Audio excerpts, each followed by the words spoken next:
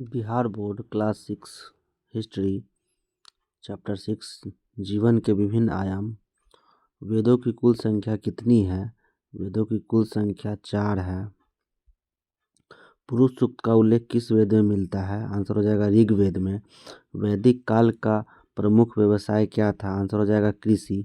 इमाम गांव किस राज्य में है? इमाम गांव महाराष्ट्र में है। इसका आंसर सीधा देख लेते हैं।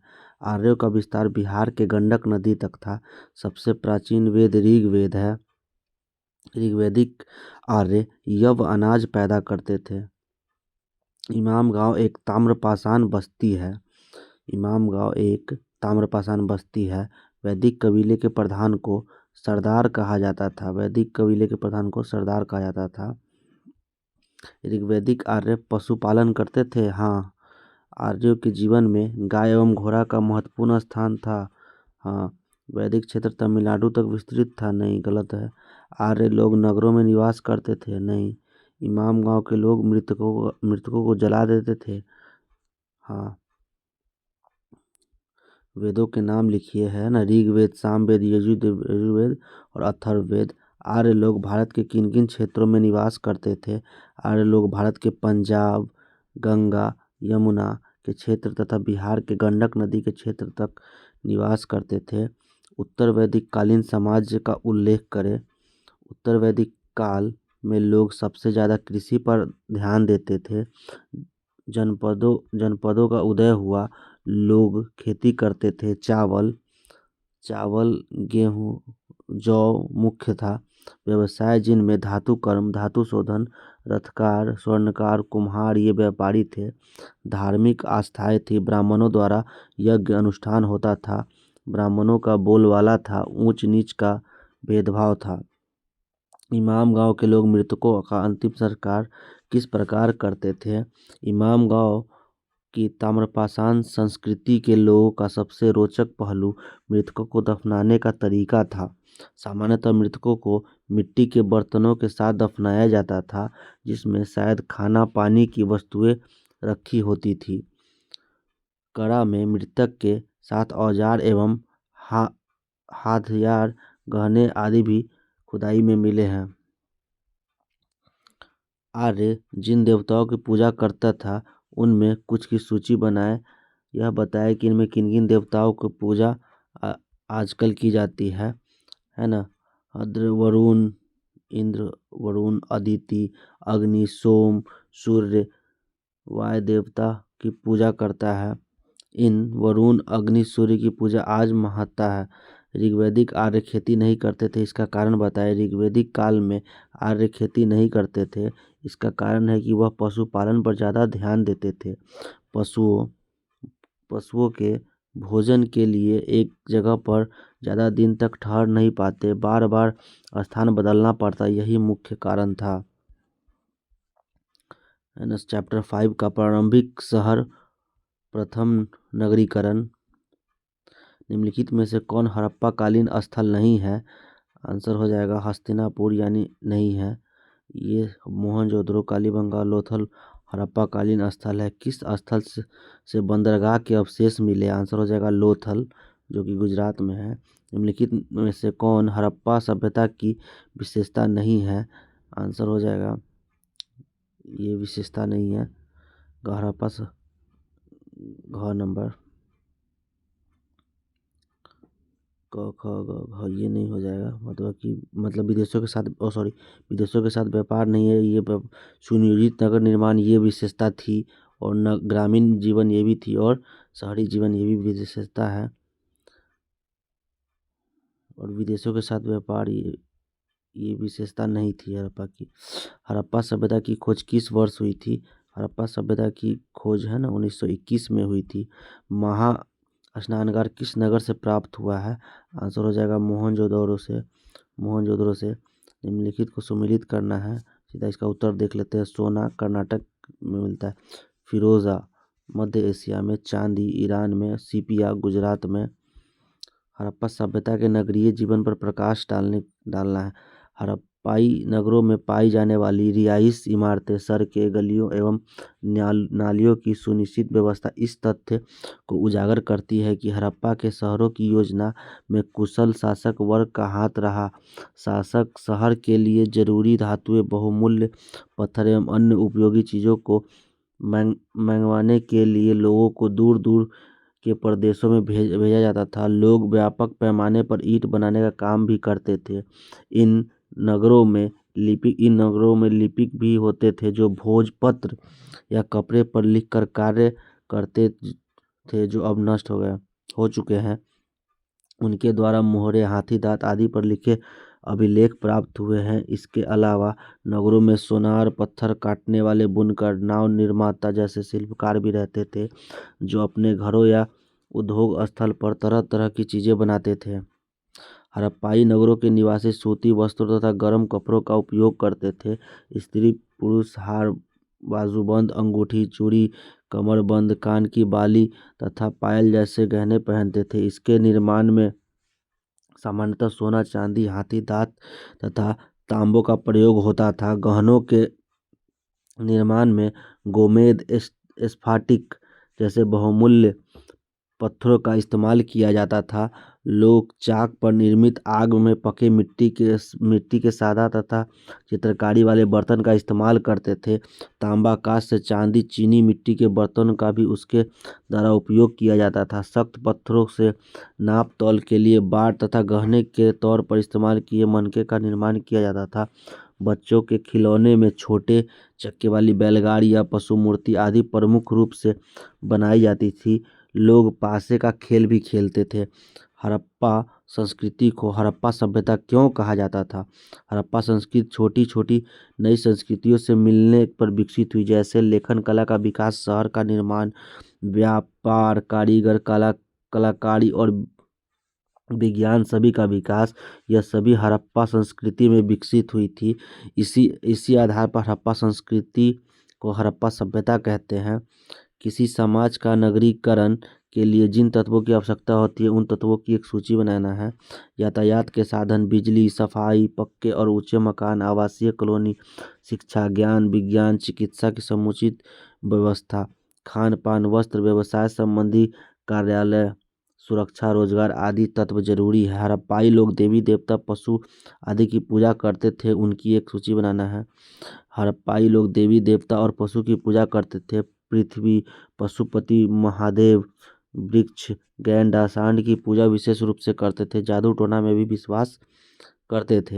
हड़प्पाई लोग जिन फसलों से परिचित थे, उनकी एक सूची बनाओ, और तुम जिन फसलों के बारे में जानते हो उनकी एक सूची बनाओ। हड़प्पाई लोग गेहूं, जौ, मटर, धान, तिल, सरसों आदि से परिचित थे। मैं जानता हूँ गेहूं, जौ, मटर, धान, ताल, गेहूं, ये सब है ना, मकई, सोयाबीन, राजमा, बाजरा, मूंग, राई, तीसी, खेसारी आदि। प्रथम कृषक एवं पशुपालक, चैप्टर 4। सबसे पहले किस जानवर को आदमी ने पालतू बनाया था? आंसर इसका हो जाएगा कुत्ता को सबसे पहले पालतू बनाया गया था। गेहूं का प्राचीन साक्ष्य कहाँ से मिला है? गेहूं का प्राचीन साक्ष्य मेहरगढ़ से मिला है। इसका चिरांद आधुनिक बिहार छपरा में है। मेहरगढ़ आधुनिक पाकिस्तान में पड़ता है। बुर्ज होम आधुनिक कश्मीर में है और कोल्डिवा उत्तर प्रदेश में है। खेती की शुरुआत कैसे हुई थी? मानव जब भोजन की खोज के लिए इधर उधर एक स्थान से दूसरे स्थान तक जाते रहते थे, इस क्रम में मानव को पौधों के फल पकने का ज्ञात हुआ। उसके बीज से सदृश से पौधों को उगते देखा होगा। इस प्रकार गेहूं, जौ और मटर के पौधों से प्राप्त अनाज और उसके गिर जाने से सदृश से पौधे की उत्पत्ति होता देख और धीरे धीरे बीजों का गहन फसलों की नियमित रूप से उपजाने लगा। मानव जीवन में खेती के बाद क्या परिवर्तन आया? खेती की शुरुआत के बाद मानव जीवन में क्रांतिकारी परिवर्तन लाया। खाद्य संग्राहक खाद्य उत्पादक बन गया। एक निश्चित जगह पर समूहों में रहने लगा। गांव का विकास हुआ। सहयोग की भावना का जन्म हुआ। नाते रिश्तेदारी पर आधारित जनजातीय समुदाय का उदय हुआ। रहने के लिए छप्पर वाली झोपड़ियां बनने लगी। कपड़े पहनने लगे। नवपाषाण युग के औजारों की क्या विशेषता थी? पुरापाषाण युग की औजारों की अपेक्षा नवपाषाण युग के औजारों के आकार छोटे, है ना। ईंट पहले से ज्यादा धारदार एवं चमकदार थे। प्रारंभिक समाज चैप्टर 3। आरंभिक मानव बस्तियों से जुड़ा पैसरा नामक स्थान बिहार के किस जिले में अवस्थित है? पैसरा है ना, पैसरा मुंगेर में है, बिहार के मुंगेर में है। पूरा पाषाण काल को कितने भागों में बांटा गया है? 3 भागों में बांटा गया है। आरंभिक मानव इधर उधर क्यों घूमते रहते थे? आरंभिक मानव के इधर उधर घूमने के मुख्यतः 4 कारण हो सकते हैं, जो इस प्रकार है। किसी भी क्षेत्र में फल, कंदमूल और जानवरों की संख्या सीमित रहती थी। जब ये खत्म हो जाते थे तो भोजन की खोज के लिए वे लोग स्थान परिवर्तन करते होंगे। मौसम के परिवर्तन के कारण भी स्थान का परिवर्तन करते थे। कभी कभी शिकार को पकड़ने के लिए दूर दूर तक चले जाते थे। पानी की खोज के लिए इधर उधर भटकते रहते थे। मध्यपाषाण काल में बदलाव आए थे। मध्यपाषाण काल में परिवर्तनीय बदलाव आए और वातावरण में गर्मी बढ़ने लगी, जिसके कारण गेहूं, जौ, महुआ जैसे अनाज स्वयं उगाए तथा कई क्षेत्रों में घास वाले मैदान बनने लगे। घास पर आश्रित जानवरों की संख्या इस वजह से बढ़ने लगी। इस समय लोगों द्वारा पत्थरों के और अच्छे औजार बनाए जाने लगे, जिससे लकड़ी पर लगातार इस्तेमाल किया जाने लगा। मध्यपाषाण काल में यही सब बदलाव आए थे। आरंभिक मानव पत्थर के औजारों से जो काम करते थे उनकी एक सूची बनाएं। क्या आपके घर में पत्थर के औजार का इस्तेमाल होता है? यदि होता है तो क्या क्या काम किया जाता है? पत्थरों के औजार जो नुकीले थे उसे खुरचने, कंदमूल खोद कर निकालने और पेबुल पत्थर के बने और औजार के मांस काटने का काम करते थे। हमारे घरों में इस प्रकार के औजार नहीं है। आरंभिक मानव के भोजन में जो खाद्य पदार्थ शामिल थे उनकी एक सूची बनाएं। आरंभिक मानव कंद मूल, फल, जानवरों के मांस, मछली ही मुख्य आहार थे। हमारे इतिहासकार केपी जायसवाल एवं एस अल्तेकर चैप्टर 14। काशी प्रसाद जायसवाल का संपर्क लंदन में किससे नहीं हुआ था? आंसर होगा इनसे जवाहरलाल नेहरू से नहीं हुआ था, यानी सावरकर जी से हुआ था, लाला हरदयाल से और श्यामजी कृष्ण से हुआ था। केपी जायसवाल ने सबसे पहले किस विद्यालय में योगदान दिया था? आंसर हो जाएगा कलकत्ता विश्वविद्यालय में। केपी जायसवाल मर्मज्ञ थे। आंसर हो जाएगा हिंदू कानून के मर्मज्ञ थे। पटना संग्रहालय की स्थापना किनके प्रयासों का परिणाम है? पटना संग्रहालय की स्थापना केपी जायसवाल के प्रयास से बनाया गया था। केपी जायसवाल के बारे में क्या सही नहीं है? केपी जायसवाल के बारे में क्या सही नहीं है? ये सही नहीं है। बाद बाकी सर घ नंबर सही नहीं, ये सही है। पटना विश्वविद्यालय में उनका योगदान था केपी जायसवाल का। ये एक अच्छे अधिवक्ता नहीं थे, ये है ना। रामधारी सिंह दिनकर से इनके नज़दीक संबंध थे। एस अल्तेकर पटना विश्वविद्यालय में पूर्व किस विश्वविद्यालय में कार्यरत थे? आंसर हो जाएगा बनारस हिंदू विश्वविद्यालय। एस अल्तेकर ने अपनी डीलिट उपाधि प्राप्त की थी। आंसर हो जाएगा राष्ट्रकूटों के इतिहास पर। केपी जायसवाल ने इतिहास लेखन में कौन से विषय को उठाया था? केपी जायसवाल ने, आंसर हो जाएगा केपी जायसवाल ने इतिहास के लेखन में हिंदू विचार, दर्शन, धर्म, शासन, गणराज्य एवं सामाजिक व्यवस्था के विषयों को उठाया था। केपी जायसवाल एक अच्छे शैक्षणिक स्तर पर संगठन करता थे। कैसे? केपी जायसवाल पुरालिपि और प्राचीन मुद्रा के ज्ञाता थे। अशोक के अभिलेख, राज्यारोहण की तिथि, ब्राह्मी लिपि की उत्पत्ति तथा भुवनेश्वर मंदिर के अभिलेखों का संपादन, अयोध्या का शुंग अभिलेख, समुद्रगुप्त का प्रयाग प्रशस्ति अभिलेख, महरों का अध्ययन तथा अनेक अभिलेखों का तिथिक्रम के अनुसार व्याख्या, अतः ये अच्छे शैक्षणिक स्तर पर संगठन करता थे। एस अल्तेकर की विशेषज्ञता किन किन क्षेत्रों में थी? एस अल्तेकर कुम्हरार, वैशाली और सोनपुर जगहों पर उत्खनन करवाया। द एंटिक्वेरियन रिमेन्स ऑफ बिहार इनके प्रयासों के छपी पुस्तक थी। प्राचीन भारतीय शासक पद्धति ग्रंथ लिखी। राष्ट्रभाषा हिंदी के प्रति प्रेम था। पूरा विलेखों एवं मुद्रा शास्त्र के ज्ञाता थे। लीडर पत्र में लिखा कि वेद पढ़ने का अधिकार स्त्री और शूद्र को है। राष्ट्रभाषा प्रेम खादी कपड़ा पहनते हैं। एस अल्तेकर को क्यों हड़बड़िया कहा जाता था? इतिहास लेखन में किसी बात से नहीं बंधे थे। ये हमेशा व्यस्त रहने में विश्वास रखते थे। वे मानते थे कि यदि पुस्तक की पांडुलिपियां तैयार हो जाए तो प्रकाशित कर देना चाहिए। इसे संवारने का काम नए शोध पत्रों पर छोड़ देना चाहिए। इसी कारण उन्हें हड़बड़िया कहा जाता था। चैप्टर 2, क्या, कब, कहाँ और कैसे। मिट्टी के बर्तनों की प्राचीनता का निर्धारण किस विधि से किया जाता है? आंसर हो जाए कार्बन 14 पद्धति से किया जाता है।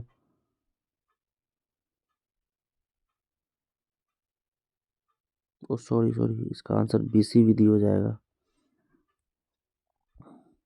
उत्तर भारत को दक्षिण भारत में कौन पर्वत अलग करती है? आंसर हो जाएगा विंध्य पर्वत। विंध्य पर्वत हो जाएगा उत्तर भारत को दक्षिण भारत से अलग करती है। चावल का प्राचीन प्रमाण कहाँ से मिल रहा है? कोल्डिवा से मिला है। का आंसर देख लेते हैं सीधा।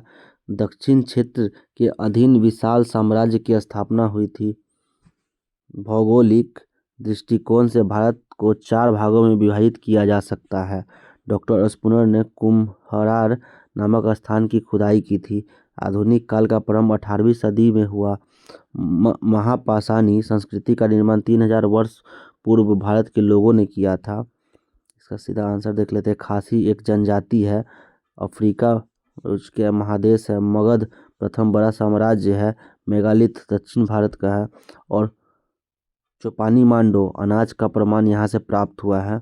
इतिहास के अध्ययन से हमें क्या जानकारी प्राप्त होती है? इतिहास प्राग ऐतिहासिक काल और ऐतिहासिक काल के अतीत को बतलाता है। भारत अथवा विश्व के अतीत सभ्यता और संस्कृति के बारे में बताता है। मनुष्य ने प्राचीन संसाधनों की खोज किस प्रकार की? अपनी समस्याओं का निदान किस प्रकार किया? देश विदेश के शासकों का जीवन शैली का तथा कार्य थे। पुरातत्व किसे कहते हैं? वैसी वस्तुएं जिसके माध्यम से अतीत की जानकारी प्राप्त होती है, जैसे पत्थर, ईंट से बनी इमारतों के अवशेष, औजार, हथियार, बर्तन, आभूषण, मूर्तियां, चित्र और सिक्के हैं। इतिहास के अध्ययन से अपने अतीत के बारे में क्या क्या जानकारी मिलती है? हमारा अतीत यानी भारतवर्ष का अतीत बहुत पुराना है। अतीत की जानकारी हमें इतिहास से प्राप्त होती है। इतिहास उत्खनन से प्राप्त अवशेषों की संग्रह कर पुरातत्ववेत्ता क्रमबद्ध रूप में इतिहास का संकलन करते हैं। प्राग ऐतिहासिक काल और ऐतिहासिक काल इतिहास के 2 भाग हैं। इतिहास हमें बताता है कि भारत में सभ्यता और संस्कृति कब और कैसे विकसित हुई। मनुष्य ने प्राकृतिक संसाधनों की खोज कैसे की? किस प्रकार गांव, नगर और राज्यों की स्थापना हुई? अपनी समस्याओं के निदान के लिए नए नए आविष्कार किस प्रकार किए?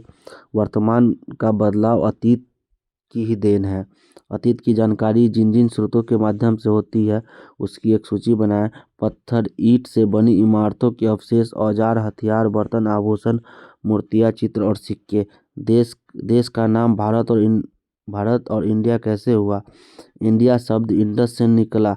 संस्कृत में सिंधु कहते हैं। लगभग 2500 वर्ष पूर्व उत्तर पश्चिम की ओर से आने वाले ईरानियों और यूनानियों ने सिंधु को हिंदोस कहा। इसे इंदोस भी कहते हैं। और नदी के पूर्व स्थित प्रदेशों को इंडिया कहते हैं। भारत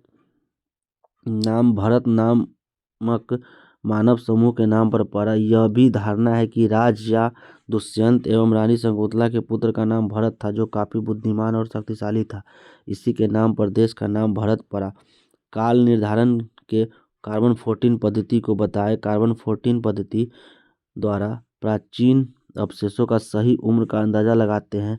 इस पद्धति में सभी जीवित जीवों एवं पेड़ों को C14 की निश्चित मात्रा रहती है।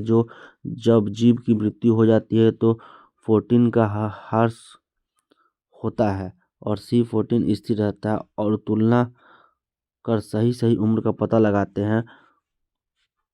5730 वर्ष में किसी जीव में पाए जाने वाले C14 की मात्रा अधिक रहती है। संस्कृति और विज्ञान चैप्टर 13 अभिज्ञान शाकुंतलम की रचना कालिदास ने की, यह क्या है? आंसर होगा यह एक नाटक है अभिज्ञान शाकुंतलम। मंदिर के मध्य महत्वपूर्ण भाग जहाँ देवताओं की प्रतिमा रखी जाती है उसे क्या कहते हैं? गर्भगृह कहते हैं। दशावतार मंदिर में किस देवता की प्रतिमा है? आंसर हो जाएगा विष्णु जी की। इनमें से सबसे पहले किस पुस्तक की रचना हुई थी? आंसर हो जाएगा महाभारत की रचना सबसे पहले हुई थी। इसमें तमिल साहित्य कौन है? आंसर हो जाएगा इसका तमिल साहित्य है ना, शिल्पाधिकारम हो जाएगा, शिल्पाधिकारम तमिल साहित्य है। दिल्ली के मेहरौली स्तंभ के बारे में 5 वाक्य लिखें। दिल्ली के लौह स्तंभ में ऐसी तकनीकी का प्रयोग हुआ है कि आज तक इसमें जंग नहीं लगा है। धातु कला काफ़ी विकसित थी। यह अवशेष कुतुब मीनार परिसर में है। जंग न लगना तकनीकी की जानकारी हमें प्राप्त नहीं है। ऐतिहासिक महत्व के 2 इमारतों के बारे में नाम के साथ 5 पंक्तियाँ लिखे। गुप्त काल में सर्वोत्कृष्ट मंदिर देवगढ़ का दशावतार मंदिर है। यहाँ विष्णु की मूर्ति है। मंदिर का शिखर 12 मीटर ऊंचा है। इस मंदिर में 4 मंडप चारों दिशाओं में स्थित है। गर्भगृह में मूर्तियाँ स्थित है। उदयगिरी में गुहा मंदिर है जिसे चंद्रगुप्त विक्रमादित्य के सेनापति वीरसेन ने बनवाया था। इसके सामने गर्भगृह और सामने मंडप है। इसे वराह अवतार की विशाल मूर्ति है। बौद्ध विहार से क्या समझते हैं? यह किस धर्म से संबंधित है? बौद्ध विहार का मतलब बौद्ध दर्शन है, जहाँ बौद्धों से जुड़ी सभी प्रकार की वस्तुएं एकत्रित हो। यह बौद्ध धर्म से संबंधित है। आपने अपने गांव मंदिर में जाकर इसकी तुलना किसी प्राचीन मंदिर से करें। इसमें आप अपने परिवार के किसी सदस्य की मदद ले सकते हैं। छात्र शिक्षक की मदद स्वयं करें। अजंता की गुफाएं कहाँ हैं? शिक्षक की सहायता से इसके महत्व के बारे में जानकारी प्राप्त कर। अजंता की गुफाएं उत्तर प्रदेश में है। यहाँ चित्रकारी की गई है। बुद्ध और बोधिसत्व का चित्र, तृतीय जातक कथाओं की चित्रकारी, पशु पक्षी वृक्ष नदी पुरुष आदि के चित्र, वेशभूषा सजावट की जानकारी प्राप्त होती है। हमारा अतीत चैप्टर 1। इतिहास शब्द की उत्पत्ति किस शब्द से हुई है? आंसर हो जाएगा लैटिन शब्द से हुई है। जिस काल का लिखित विवरण उपलब्ध होता है उसे क्या कहते हैं? आंसर हो जाएगा ऐतिहासिक काल कहते हैं। अशोक ने अपने अभिलेख किस लिपि में खुदवाए थे? आंसर हो जाएगा ब्राह्मी लिपि में। हेरोडोटस को इतिहास का जनक माना जाता है। प्राचीन वस्तुओं के तिथि निर्धारण को कार्बन पद्धति कहते हैं। अशोक के अभिलेख ब्राह्मी लिपि में है। मेगास्थनीज एक विजेता था। सारनाथ में अशोक स्तंभ स्थित है। इतिहास किसे कहते हैं? अतीत की घटनाओं का क्रमबद्ध रूप से संकलित विवरण इतिहास कहलाता है। अतीत को जानने में इतिहास किस तरह सहायक है? इतिहास का अर्थ है जांच पड़ताल। अतीत की घटनाओं को क्रमबद्ध तरीके से संकलित करना इतिहास है। जब हम अतीत की जानकारी प्राप्त करना चाहते हैं तो इतिहास ही बताता है कि किस समय किस वस्तु, जब मनुष्य को लिखना नहीं आता था उस समय की जानकारी भी हमें इतिहास से ही प्राप्त होती है। संस्कृति सभ्यता कब और कहाँ कैसे विकसित हुई? लोग कब खेती करना सीखे? कब चक्कों का आविष्कार किया? किस प्रकार व्यापार करते थे? नगरों और राज्यों की स्थापना कैसे हुई? सारी जानकारी जो अतीत में थी इतिहास से ही प्राप्त होती है। कार्बन 14 जो वैज्ञानिक पद्धति है, इस माध्यम से जानकारी प्राप्त की जाती है कि वस्तु कितना पुराना है। अनेकता में एकता से आपका क्या तात्पर्य है? अनेकता का तात्पर्य है कि भिन्न भिन्न जाति धर्म वेशभूषा तथा आचार विचार के लोग एक देश या राज्य में तो है तो कहते हैं कि अनेकता है। इन सारी अनेकताओं के बावजूद सब साथ साथ है तो एकता है। अर्थात मानव की अनेक प्रजातियां मिलकर एक विशिष्ट संस्कृति का निर्माण करे तो इसमें अनेकता में एकता है। अशोक ने पूरे साम्राज्य में एकता स्थापित करने के लिए क्या किया? अशोक ने अभिलेख बोलचाल की भाषा एवं ब्राह्मी लिपि में खुदवाए। भिन्न भिन्न धर्म प्रजाति के लोगों में एक समान व्यवहार किया। अपने शासनकाल में उच्च और निम्न वर्ग के लिए एक होना व्यवस्था थी के 2 भाग हैं। इतिहास हमें बताता है कि भारत में सभ्यता और संस्कृति कब और कैसे कहाँ विकसित हुई। मनुष्य ने प्राकृतिक संसाधनों की खोज खोज कैसे की, किस प्रकार गांव, नगर और राज्यों की स्थापना हुई, अपनी समस्याओं के निदान के लिए नए नए आविष्कार किस प्रकार किए, वर्तमान का बदलाव अतीत की ही देन है। अतीत के गौरव को कायम रखने के लिए हमें क्या करना चाहिए? अतीत को ठीक से समझना बहुत जरूरी है। प्राचीन काल में लोगों के प्रत्येक क्षेत्र में किस प्रकार प्रगति और उपलब्धियां हासिल की, कितनी कठिनाइयों का सामना करते हुए सफलता प्राप्त की, हमें सुंदर भविष्य के निर्माण से प्रेरणा मिलती है। हमें वर्तमान को सुखद बनाना, विकसित बनाना है तो अतीत को सही ढंग से समझना होगा। हमें अतीत के गौरव को कायम रखने के लिए अंधविश्वास में दुराग्रहों, जाति प्रथा एवं संप्रदायवाद जैसी कुरीतियों को दूर करना होगा। चैप्टर 12 नए साम्राज्य एवं राज्य। समुद्रगुप्त की प्रशस्ति किसने लिखी? आंसर हो जाएगा हरिसेन ने। हर्षवर्धन किस वंश का राजा था? पुष्यभूति वंश का राजा था हर्षवर्धन। मेहरौली के लौह स्तंभ किस राजा के बारे में जानकारी मिलती है? चंद्रगुप्त द्वितीय। नालंदा विश्वविद्यालय में विद्यार्थियों को प्रवेश कैसे मिला था? इसका आंसर हो जाएगा सवाल पूछकर जांच परीक्षा द्वारा।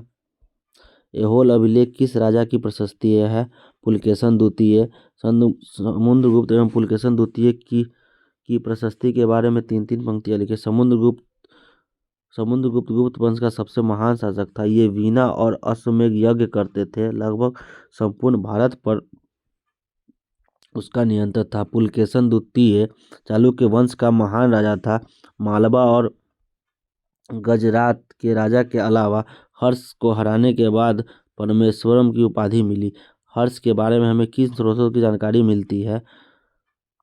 हर्ष के बारे में हमें राजकवि वानभट्ट की कृति हर्षचरित्र, महवन, ताम्रपत्र लेखों और ह्वेन-त्सांग की यात्रा वृत्तांत से मिलती है। हर्षवर्धन पुष्यभूति वंश का महान शासक था।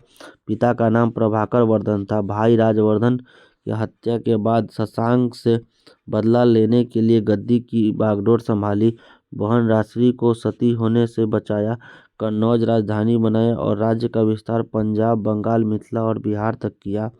पुलकेशन द्वितीय ने हर्ष को क्यों पराजित किया? इसकी जानकारी हमें कैसे मिलती है? हर्षवर्धन अपने विजय अभियान को जारी रखना चाहता था। वह दक्षिण की ओर राज्यों को हराना चाहता था। पुलकेशन द्वितीय को खतरा था, अतः उसने हर्ष को पराजित किया। पुलकेशन द्वितीय का हर्ष पर विजय की जानकारी उसके दरबारी कविराज रविकीर्ति द्वारा रचित ऐहोल अभिलेख से मिलती है। समुद्रगुप्त ने जीते हुए राज्यों के अलग अलग राज्य नीति को क्यों अपनाया? समूह में चर्चा करना है, देख लेते हैं। समुद्रगुप्त के सिक्कों को देखकर जैसा कि पुस्तक में दिया हुआ है यह जानने की कोशिश करें कि उनके अंदर कौन कौन से गुण है। समुद्रगुप्त के सिक्के को देखकर पता चलता है कि कला के क्षेत्र पर ध्यान देना, कर्मकांडों पर विश्वास करना है। दक्षिण भारत में राजवंशों के बारे में लिखे, उनका ग्राम प्रशासन कैसे चला, क्या आपके गांव में, शहर में भी ऐसी व्यवस्था? दक्षिण भारत में चालुक्य वंश और पल्लव राजवंशों का शासन था। चालुक्य वंश के राजा पुलकेशन द्वितीय महान राजा था जिससे राज्य का विस्तार किया और हर्ष को पराजित किया। पल्लव राजवंश का नरसिंहवर्मन एक महान योद्धा था। उसने पुलकेशन द्वितीय को हराया और राजधानी वातापी पर अधिकार किया। ग्राम प्रशासन को चलाने के लिए कई संगठन थे जिसे ऊर सभा और नगरम कहते थे। ऊर सभा के सदस्य होते थे, सभी समितियों में बटा होता था। सिंचाई, कृषि व्यवस्था, सड़क, मंदिरों को देखरेख करता था। राजा के लिए सेना क्यों आवश्यक थी? सेनाओं के बारे में चर्चा करें। सेना राजा के लिए आवश्यक अंग था। इतने बड़े राष्ट्र को चलाने के लिए शांति की व्यवस्था थी। बाहरी हमलों से बचने, साम्राज्य का विस्तार करने के लिए सेना की आवश्यकता थी। सेना के राजा की सुरक्षा होती थी। राजा का मान और सम्मान बढ़ता। हानि सेना रखने पर धन का व्यय अधिक होता। राजा की आमदनी का ज़्यादा हिस्सा सेना पर खर्च होता है जिससे दूसरे क्षेत्रों में विकास में कमी आ जाती है। सुदूर प्रदेशों से संपर्क। चैप्टर 11 प्रसिद्ध यूनानी शासक कौन था? मीनांडर प्रथम यूनानी शासक था। कनिष्क की राजधानी कहाँ थी? आंसर हो जाएगा पेशावर। शुंग वंश का संस्थापक कौन था? पुष्यमित्र शुंग। मौर्य वंश के बाद पुष्यमित्र शुंग मगध पर शासन किया। इंडो ग्रीक राजा भारत में बैक्ट्रिया से आए थे। बैक्टीरिया से। सुदर्शन झील की मरम्मत रुद्रदामन ने कराई थी। कुषाणों के सबसे प्रसिद्ध राजा कनिष्क थे। कनिष्क ने बौद्ध धर्म को राजकीय संरक्षण प्रदान किया था। महायान बौद्ध धर्म से संबंधित है। मिनांडर इंडो ग्रीक था। रुद्रदामन शक वंश के थे। स्तूप सांची का स्तूप सांची हो जाएगा। मिलिंद पन्हो बौद्ध ग्रंथ है। मथुरा शैली एवं गांधार शैली की मूर्ति कला में समानता एवं समता। मथुरा शैली एवं गांधार शैली दोनों की मूर्तियां पत्थर की थी। मथुरा शैली में बुद्ध और महावीर की मूर्तियों को दिखाने का प्रयास किया गया, जबकि गांधार शैली में बौद्ध मूर्तियों में बुद्ध की मुख यानी देवता अपोलो और वेशभूषा रोमन देवता टोंगो से मिलता जुलता था। विदेशों में बौद्ध धर्म के प्रशासन में किन लोगों का योगदान था? विदेशों में बौद्ध धर्म के प्रशासन में हिंदू, यूनानी, यवन शासकों तथा धनी व्यापारियों का योगदान था। भारत पर यूनानी संपर्क का क्या प्रभाव पड़ा? यूनानी संपर्क का भारत पर व्यापार प्रभाव पड़ा। भारत में चिकित्सा पद्धति, विज्ञान, ज्योतिष विद्या एवं सिक्के बनाने की कला में परिवर्तन आया, जबकि धर्म एवं दर्शन के क्षेत्र में इन नए शासकों पर भारत का प्रभाव पड़ा। चैप्टर 10 शहरी एवं ग्राम जीवन। छोटे एवं स्वतंत्र किसानों को क्या कहा जाता है? आंसर हो जाएगा गृहपति। संगमकालीन दक्षिण भारतीय संपन्न किसानों को क्या कहा जाता है? वेल्लार कहा जाता है। सुदर्शन झील का निर्माण सबसे पहले किसने करवाया था? चंद्रगुप्त मौर्य ने सबसे पहले करवाया था। संगमकालीन व्यापारिक नगर कौन नहीं है? आंसर हो जाएगा पुहार नहीं है। पुहार को छोड़ के ये सब है कन्याकुमारी, तोंडी, उरेयूर है। लगभग 2500 साल पहले आंतरिक व्यापार में कौन कौन सी कठिनाइयाँ आती होंगी? लगभग 2500 साल पहले लोग व्यापार वस्तुओं की अदला बदली कर अर्थात वस्तुओं को विनिमय प्रणाली से करते थे। गायों के लेन देन से करते थे, जिससे लोगों की कठिनाइयाँ होती थी। तब धीरे धीरे सिक्के का प्रचलन हुआ। सिक्के के प्रचलन से व्यापार आसान हो गया। सड़क और बंदरगाह आवागमन की सुरक्षा कमी थी। आपके गांव में आज खेती कैसे की जाती है ना? कुदाल, खुरपी, हंसुआ ये सब से। आज सिंचाई की कौन सी पद्धति अपनाई जाती है? प्राचीन काल में आज से कौन सी पद्धति अपनाई नहीं जाती थी? पहले कुआं, रेहट, तालाब, नहरों से सिंचाई की व्यवस्था थी और आज भी है, लेकिन आज बिजली के आविष्कार ने ट्यूबवेल का निर्माण किया है। जमीन के अंदर से ट्यूबवेल द्वारा पानी आसानी से पर्याप्त मात्रा में उपलब्ध करते हैं, जो पहले नहीं था। आप अगर शिल्पकार को काम करते हुए देखते तो उसके बारे में लिखिए कि वे कैसे काम है। उनके द्वारा बनाए गए 5 औजारों के नाम। शिल्पकार मेहनती होते हैं, एकाग्रता से काम करते हैं। रथ, कुदाल, मिट्टी, सुराही, लकड़ी और फर्नीचर। पाटलिपुत्र में कौन कौन से कार्य करते? पाटलिपुत्र के लोग कौन कौन से काम करते थे? गांव से उनका व्यवसाय किस प्रकार का से भिन्न था? पाटलिपुत्र के लोग व्यापार करते थे। शिक्षा का केंद्र भी था। लोहार, बढ़ई, रथकार, अस्त्र शस्त्र बनाने वाले, पक्के मकानों में रहने वाले। लेकिन गांव के लोग कच्चे मकानों में रहते थे, खेती का काम करते, पशुपालन करते और उत्पादन को शहरों में लाकर बेचते। आप भारत से रोम को निर्यात एवं आयात होने वाली 3 वस्तुओं की सूची बनाएं। भारत से रोम जाने वाली वस्तुएं मसाला, काली मिर्च, समुद्र और पहाड़ियों सरल वस्तुओं के आयात शराब, दीपक और सोना है। क्या राजा सिंचाई की व्यवस्था करके अधिक राजस्व प्राप्त करने का अधिकारी था? हाँ, राजा सिंचाई की व्यवस्था करके अधिक राजस्व प्राप्त करने का अधिकारी था। ऐसा इसलिए कि यदि राजा को अधिक राजस्व मिलेगा तो प्राप्त धन को दूसरे क्षेत्रों में प्रजा की भलाई के लिए विकास करेगा। गांव के लोगों का जीवन कैसा था?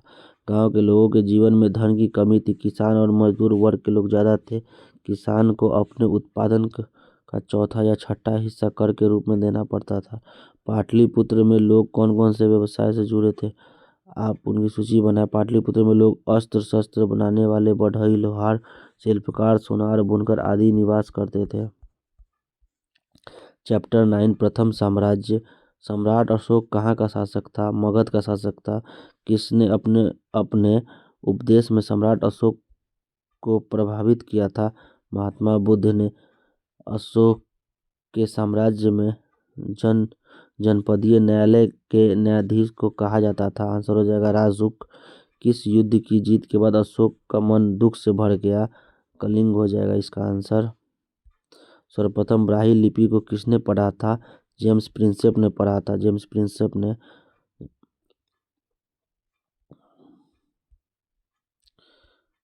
देख लेते इसका आंसर क्या है।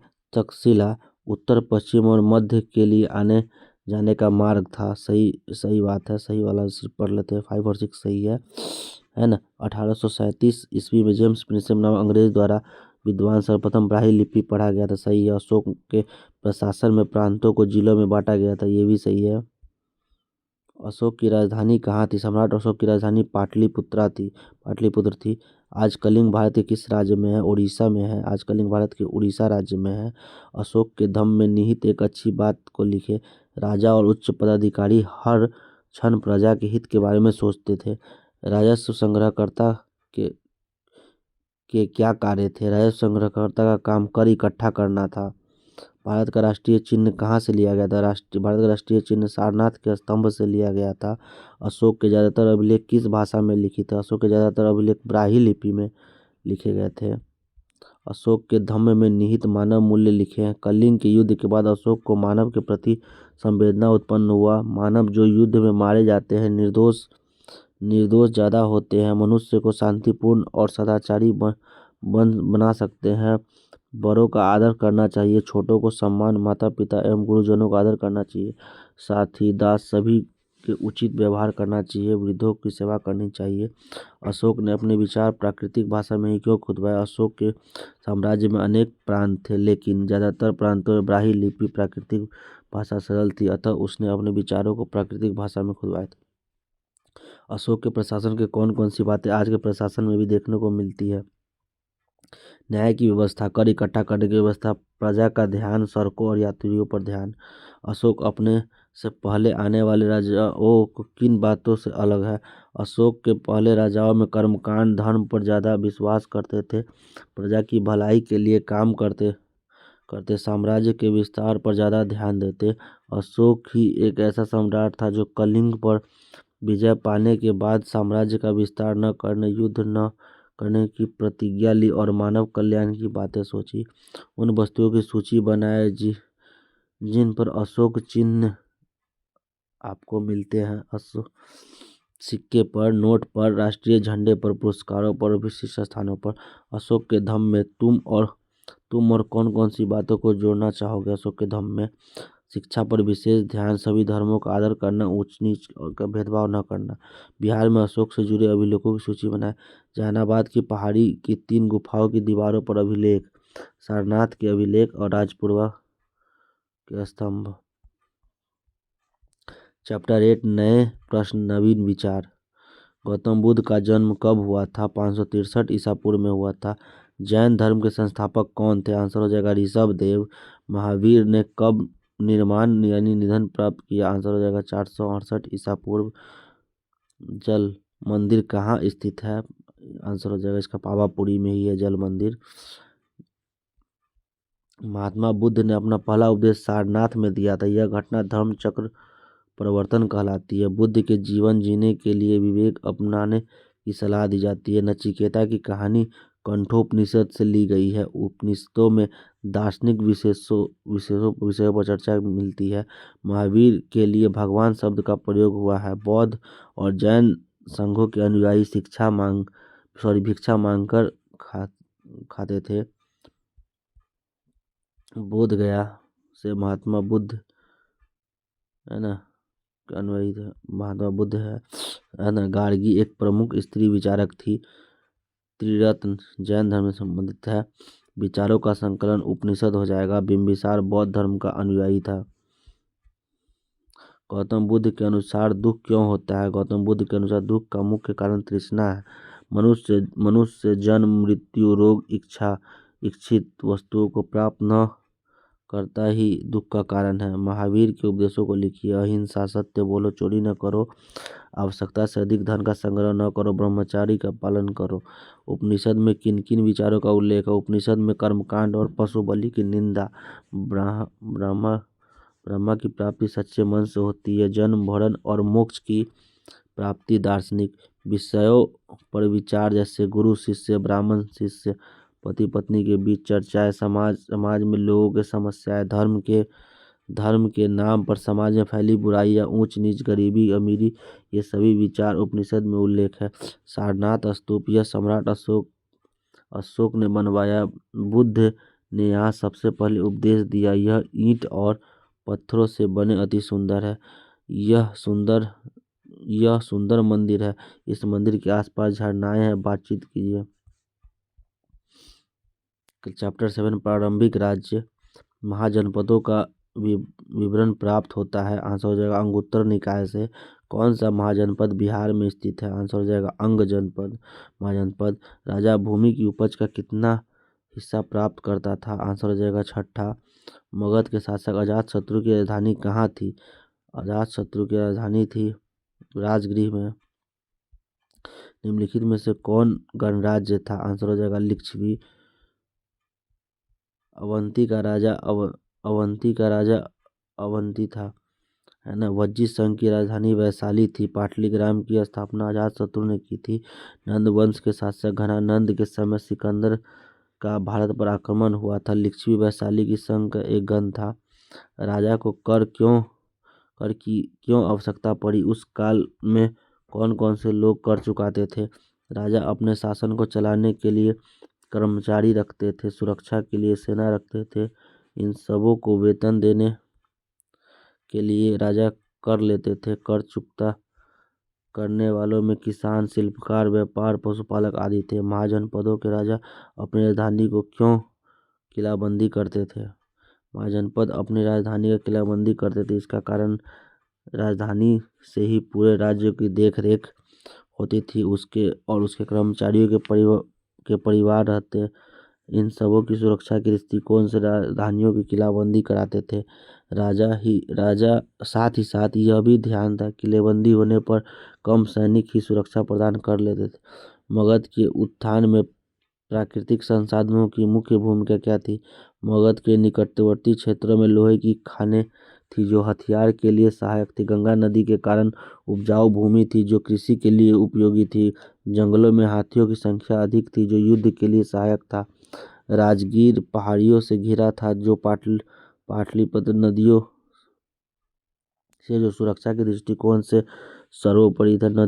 नदियों से व्यापार में सुविधा मिली। इस तरह मगध के उत्थान में प्रत्येक क्षेत्र में प्राकृतिक संसाधनों की मुख्य भूमिका थी। द्वितीय नगरीकरण के विश्वास पर चर्चा करें। के आधार पर यह पता लगा कि आज लोग किन किन करों को चुकाते हैं, है ना। पहले किसान, शिल्पी, व्यापारी, पशुपालक व्यवसाय चुकाते थे। आज है किसान, व्यापारी सड़क पर भवन कर, व्यवसाय कर, ऑटो कर, ये सब दे रहे हैं। गणराज्यों में शासन के लोग महत्वपूर्ण भूमिका होती है। आज के प्रजातंत्र में लोगों की भूमिका से इसकी तुलना करें। यह बात सही है कि पहले गणराज्यों में लोकमत की प्रवृत्ति दिखाई देती है। यह कथन आज भी है। आज लोकतंत्र है। किसी भी प्रकार का कानून आदि आज बनाना है तो उसे लोकसभा में पारित करना होता है।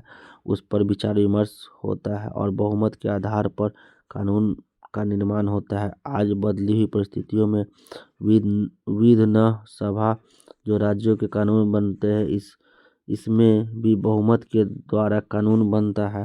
पहले भी राजाओं की एक जगह सभा होती थी जो विचार विमर्श के बाद किसी मुद्दे पर फैसला लिया जाता था। इस प्रकार हम कह सकते हैं कि पहले गणराज्यों में लोकमत की प्रवृत्ति थी।